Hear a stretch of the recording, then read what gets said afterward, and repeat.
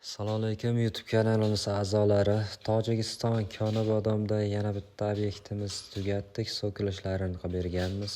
Ponni O'zbekiston granitidan qilib berganmiz. Delali fasonda 6 qator faskali ko'rishlari mumkin. Xo'p, bunimizni narxiga keladigan bo'lsak, $50 bo'lgan. Materiali usta haqisi, hamma narsasi ichida. Faqat talab qilinadigan narsasi orqasiga quyiladigan sement rastvori uyga solib beradi. Qolgan hamma narsasi o'zimizdan.